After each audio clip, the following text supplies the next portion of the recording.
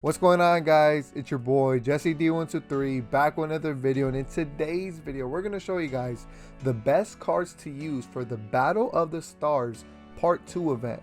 Drop a like if you guys are excited, man. If you guys have not clicked that subscribe button yet, please consider doing so. We're on the road to 2,400 subs, man. If you guys don't see our number at 2,400 yet, please be the cool guy, girl, that helps us get that much closer. I really appreciate it. Before we hop into today's video, though, you guys know we got to give today's comment shoutouts. Now, shout out to these three legends for commenting on yesterday's video. Shout out to my boy Evan for being the first person. Shout out to my boy Jack for being the second. And finally, shout out to my boy Majestic Alpha for being the third person. So without further ado, man, let's hop right into today's video. The best cards to use for the Battle of the Stars Part 2 event. All right, guys, so I'm going to zoom in on the rules right there. So this is part 2 of 2 ends January 11th, 11 a.m. So when you guys are watching this, guys, it's gonna end in 6 days. Rules: second half heroes, finest series, award series, or common players, max team 99 overall. 3 inning games with quick counts, and the difficulty is on Hall of Fame, guys. Okay, this probably might scare you guys already. You guys probably don't even want to play this, but honestly, guys, if you guys hit a home run, typically your opponent tends to quit. So it's easier to get dubs like that if your opponent does quit, but you got to hit the home run first. So let's get into the best cards to use. I think I have a really good squad for this guy. So for my rotation, guys, so you guys are playing a Hall of Fame, you guys gonna want to make sure the pitchers you guys have high hits per 9. Okay, so we have Zach Wheeler right here with 109. I think he has 108 because I have him parallel 1, so he's up at 109. We have Walker Buehler, who has 117. Walker Buehler has a nasty pitch selection and he has high hits per 9. Next, we have Corbin Burns. He's at 114, but he's at 116 because I have him parallel 2. Nasty pitch selection, and Corbin Burns is nasty.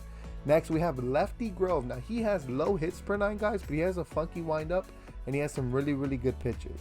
And finally, to round it all off, we have Marcus Strowman. Again, this guy doesn't have really high hits per 9, but guys, check this out. I'm zooming in on it. He has over 93 control on every single pitch he has. 4-seam, cutter, splitter, slider, and a sinker, guys. Strowman is the truth, bro. This card is really good. Gotta use him. I know a lot of people might use this Sandy Alcantara card. He's another good card as well. And yeah, so let's move on to the bullpen, guys. The bullpen, honestly, it's not too strong, but there's not many cards you can use. So we have Garrett Whitlock. I pretty much have every card I can use that's like a diamond, because obviously it's the diamond cards are the common player cards. So we have Garrett Whitlock, sinker, 4-seam, throws really hard, really good.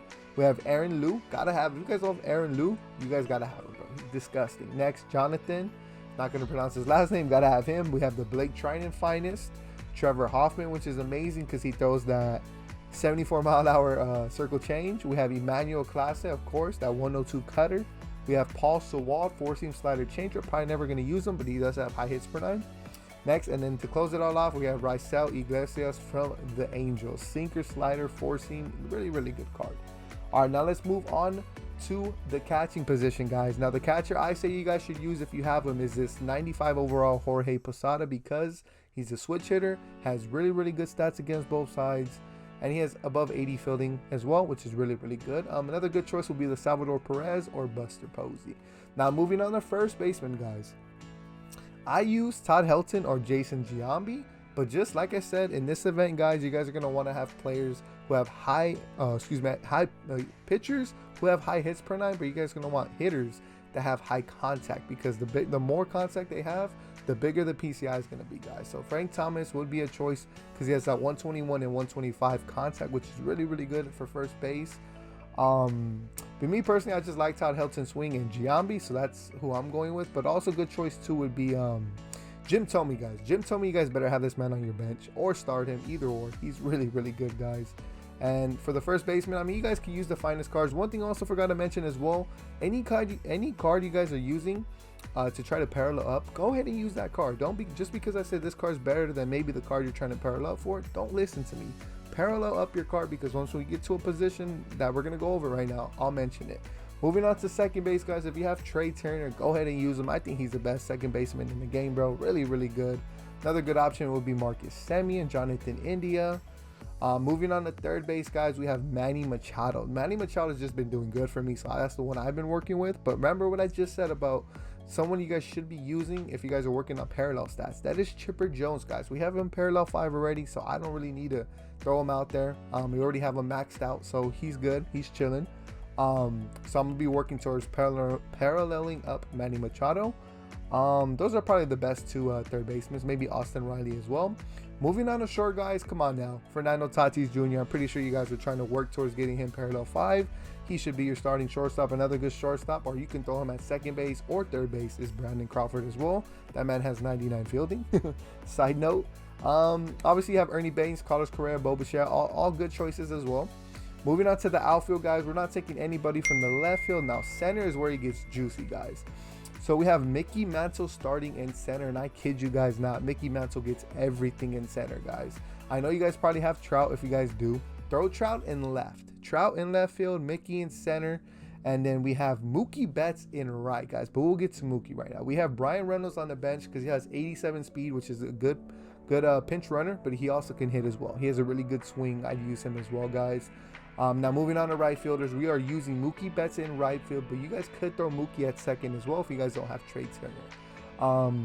We have Juan Soto on the bench, but this man could damn near start too. He has 90 fielding, which is amazing, and his hitting stats and his swing is just crazy.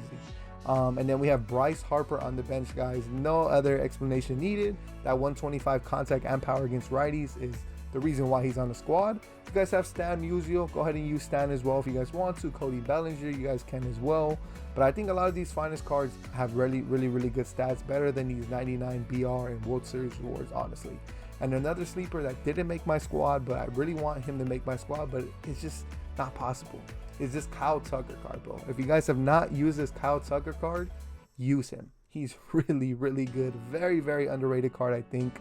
And he does really good for me when I use him. But yeah, guys, so that's it.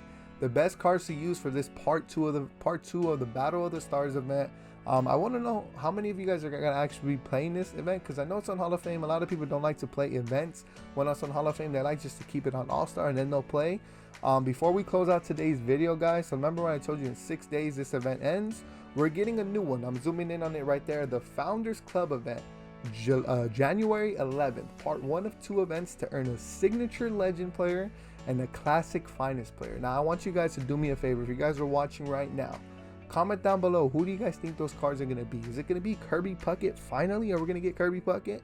And the classic finest player, I don't know who that could be.